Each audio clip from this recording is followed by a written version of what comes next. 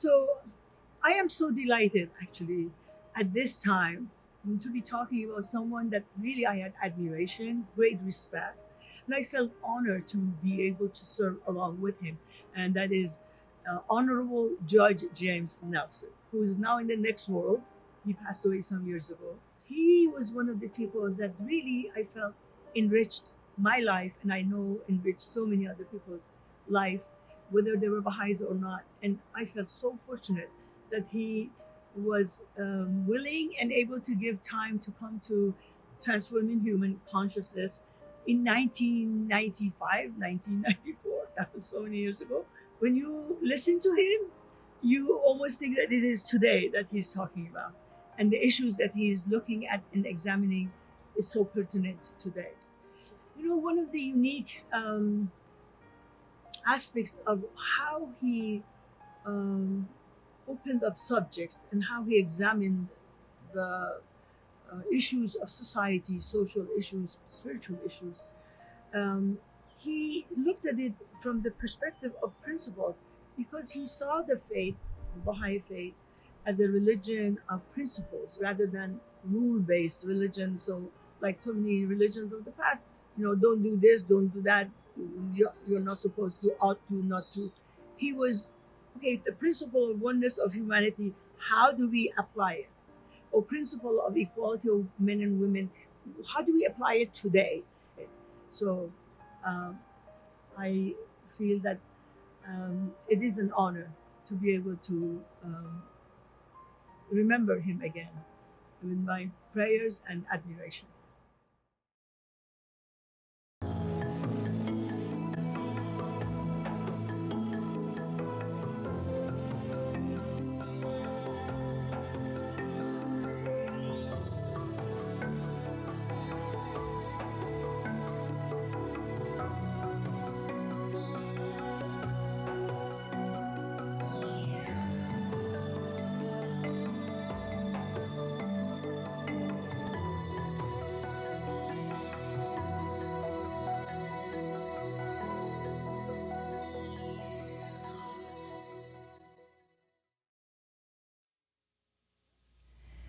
Welcome to Transforming Human Consciousness. I am Keyvan Geula, your host. This program is sponsored by the Spiritual Assembly of the Baha'is of Claremont. Baha'is believe that education in the principle of the oneness of humanity is the shortest route out of poverty and prejudice. That the fundamental solution to racial and ethnic conflict rests ultimately on the common recognition of the oneness of humankind. We believe that America's peace, prosperity, and even her standing in the international community depend on healing the wound of racism and building a society in which people of diverse backgrounds live as members of one family. That no serious attempt to set human affairs aright to achieve world peace can ignore religion. We believe that materialistic ideas have failed to satisfy the needs of mankind. It is time for an honest acknowledgement that a fresh effort must now be made to find the solutions to the agonizing problems of our families, our communities, and our planet. The goal of this program is to appeal to the individual American because the transformation of a whole nation ultimately depends on the initiative and change of character of the individuals who compose it. To help us accomplish this goal, we offer the example of the Baha'i community, which has accumulated more than a century of experience in creating models of unity. We hope to draw on the talents, ideas, and accomplishments of peoples of all ages, cultures, religions, and races, who have something to say and offer towards the goal of harmony, cooperation, healing, and oneness of the human family. Through our efforts and with the assistance of the Inside Cable TV, we hope to demonstrate to the community that the day of the unification of the entire human race has come, and to empower and encourage each and every one to join us in releasing the potentialities inherent in the noble station of humankind. My distinguished guest today is Honorable Judge James Nelson. Judge Nelson, knowing all your accomplishments and involvements, especially in the life of the community, which I have been having the honor to know, I know that you've been involved not only as a judge in the community and having to spend many years on the bench, especially with the young people and knowing what's going on with the families. I know you've been involved with arbitration, alternative to dispute resolution. And also you serve as the national, as a chairperson of the national governing body of the Baha'is of the United States, and many, many other activities all over the world that you've been involved all these years. My question is, where did we go wrong? What did we miss in understanding of the human nature that we have come to this juncture? Our families falling apart, our society is falling apart, our children are armed. Where did we go wrong? What happened? I'm not sure, Keyvan, it's a matter of going wrong. It's just that we haven't looked in the right place often enough. Because we've shortchanged the most outstanding feature of humanity, and that is its spiritual qualities and characteristics. We think of human beings as responding almost as animals do, which we in some cases do, of course. But we don't really understand the nature of humankind. One of the things I learned in 30-odd years in the judicial system is that transformation after formation is a lot harder than transformation before the formation gets crystallized. That is to say, what we do after the fact is not nearly to be as effective as what we do in the beginning. This is why work with young people is, to me, so important. Here we see all of this money and effort and attention being spent on building more prisons to try to correct the problem of crime in our society. We spend less and less attention and energy and money on education to try and prevent it in the first place. So that what needs to happen, I think, from the basis of the judicial experience, is we get to work on the problems earlier, before they start to be problems. The crumbling of the American family, the lack of a sense of community, and in the last analysis, the failure to recognize that we're all human beings on this very small planet together, that if the planet sinks, we're all going to sink with it. These, I think, are at the root of most of our basic problems. Now, it sounds as though this problem is insurmountable. I don't believe it is. I see. Because I've seen, particularly in working with young people, that things can change at that level, that can never be changed later on in their lives. I see. So the picture you have is not a hopeless one. Oh, far from it, no. Because the work of the Baha'i community demonstrates to me that families are not totally degenerated, that there is hope in developing a sense of community, a group to which people can belong and feel associated and affiliated. And if we can expand that group to get a kind of global consciousness that I am indeed part of mankind and that humankind is deeply involved in this same endeavor, namely to find out why we're here and where we're going and to do a better job of it while we're here. Judge Nelson, I know aside from being a judge, you have many expertise, among them in comparative religion, which is very interesting. I don't know if you'd call that expertise, but it's been kind of a lifelong study. I'll tell you how that came up. It got on my resume because I give talks on comparative religion once in a while, and it's strange that judges should be involved in dealing with this.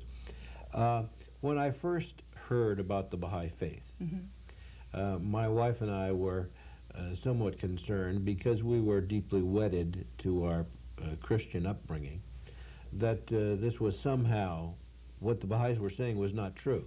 They said, for instance, that all religion taught the same spiritual truths. Well, we said, that can't be. Look how they fight. You know, they can't possibly be teaching the same thing. So that set me on a 6-month serious study of comparative religion. That means every lunch hour for 6 months, I went to the Los Angeles County Library and read books on the great religions of the world. An amazing thing to do, even if you're not interested at all, to see how religion has impacted the world. And sure enough, the basic underlying fundamental truths of all religions were the same. The golden rule is practically stated the same way. From all of the religions, in Judaism, in Christianity, in Islam, in Buddhism, in Zoroastrianism, in Hinduism, you find the same background. And then you come upon the discovery that what has happened to make religions fight is nothing that's inherent in the religion, it's what people have done. I see. And made it something to quarrel about and to be proud of and to be exclusive, like a club.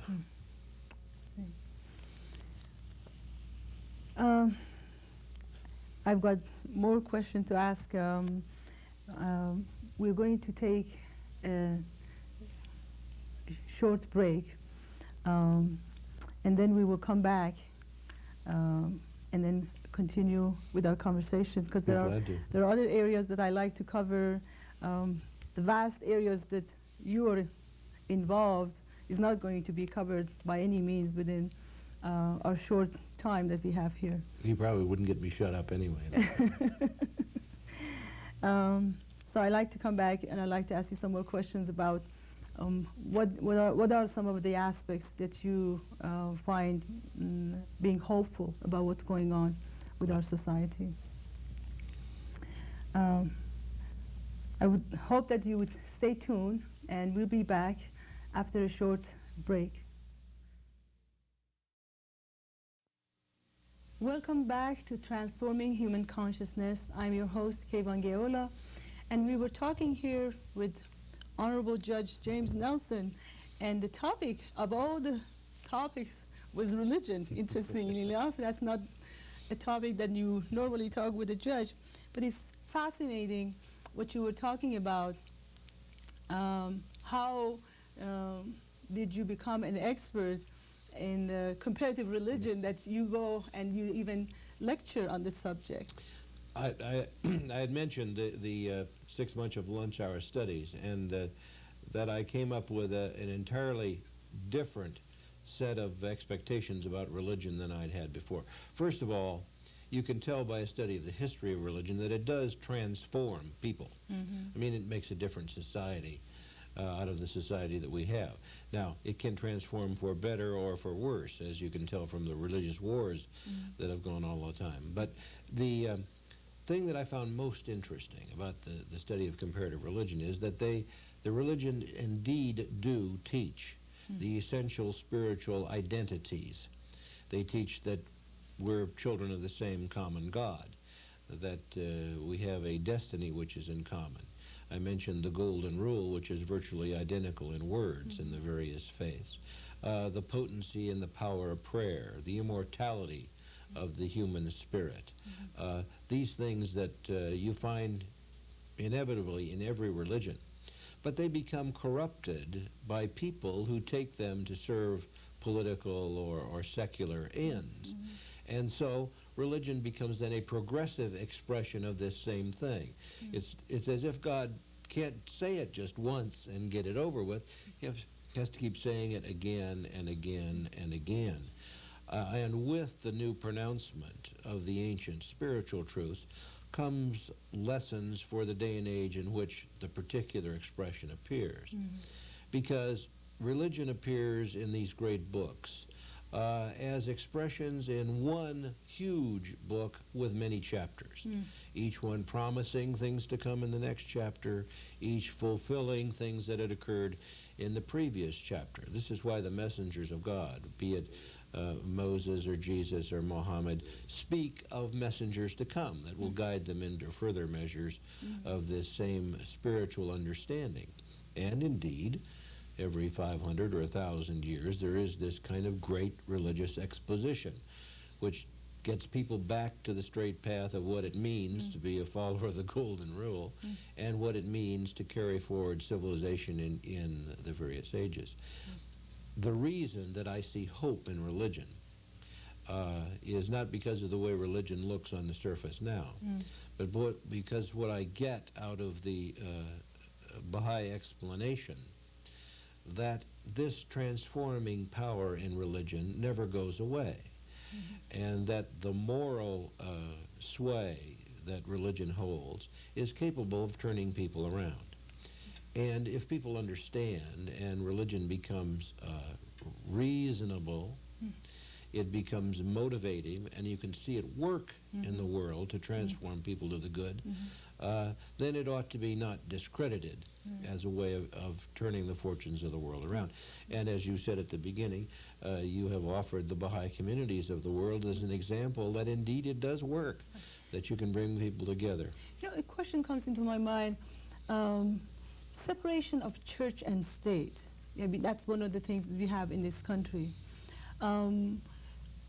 What's happening, what's going on within our school, is that the way we understood it and is the way it's going to remain?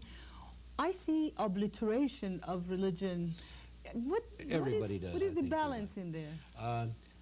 The constitutional separation of church and state was, to my mind, for the purpose of separating out the secular power of the religious community.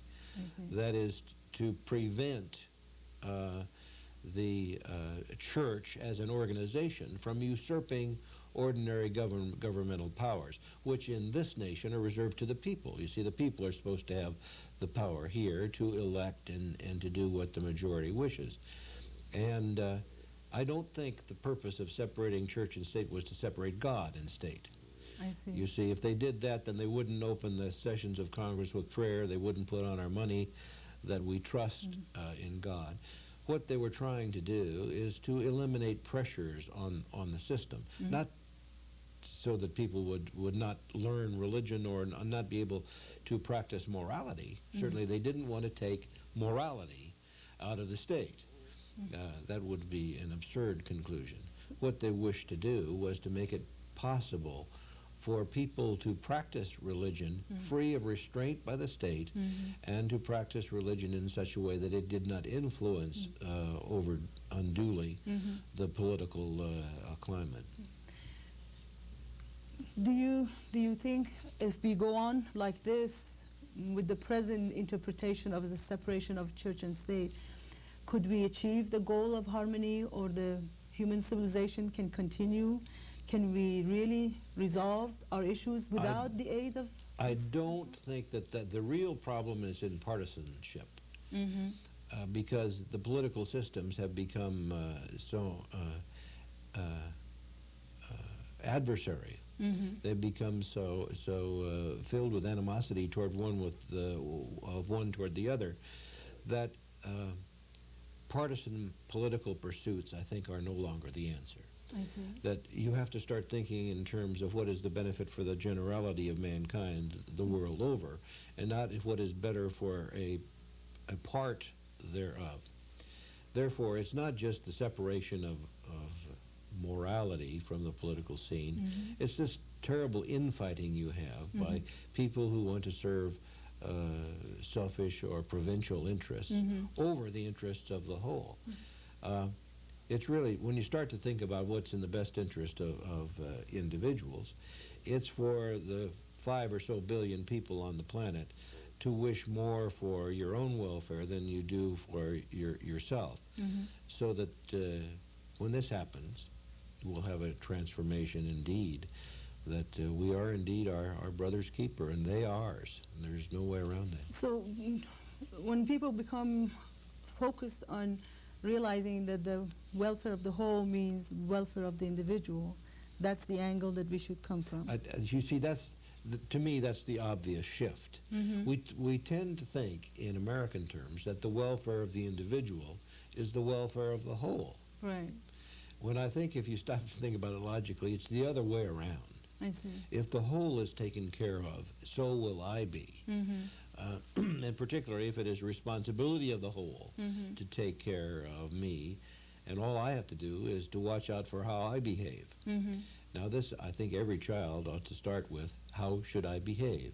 And why should I behave that way? Why is it good for me to behave as though I am a member of a global family? And most children are not raised that way. Most people don't think that way. What gives you hope that we would get beyond the present situation, which really looks so grim? What is the vision? Two things.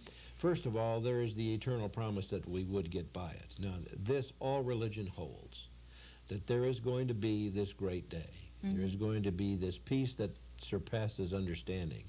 There will be this age when the swords would be beaten into plowshares and the spears into pruning hooks. Great promise of the unification of the world in all of the holy books. So that's promise. Now you take heart in the fact that it's been promised. Then too, you can see strides being made, because we have made it from the unity of the family to the unity of the tribe. We have made it from the tribe to the city-state. We've made it from the city-state to the nation. We're doing a pretty good job on nationhood now, give or take a few. Now the only step to take is the unification of the planet. We can see it being progressively unfolded. And it's not without problems. It's sort of like birth, you know. It's a traumatic experience. But when it happens, it's marvelous. The American nation, the American community, does it have a particular mission in the world in bringing about this oneness, this understanding, this transformation? I would think so, even if I weren't a Baha'i. And of course, the Baha'i faith holds in its own writings this promise for the American nation, because it has such great potential for unifying diversities. There's never been a more diverse population than we have in this country. And to be able to bring these diversities together and to harmonize them and to get the product of their diversity is truly a light to the rest of the world. Some of this we've already done. A lot of it we have far to go. The problem of race in this country. I am convinced, both as a person and a Baha'i, that when we solve the problems of black and white in America, the world's peace will be deeply affected by it and can't come about unless this does happen. Judge Nelson, if there is a list of problems that we are going to be looking at in this country, within our neighborhoods, and there's one that we can choose to do first, the first one to pick and tackle, what would be the first one that we need to look at? I don't know. I had heard Billy Graham interviewed on television, and he indicated that the primary problem in the world he thought was race. And I think it is in this community and in everyone that I know of. Mm-hmm. So we need really to change our attitude about the fundamental oneness of the human race. It's not just a matter of saying words, it's a matter of being able to practice the oneness of humanity. Everybody that I know of has an opportunity to do that. You may not see it close at hand, but there are those opportunities to make this principle live in one's life. And it's transforming. I mean, it doesn't just bring about a better society, it brings about a better me, I think. Well, I really appreciate you coming and being our guest.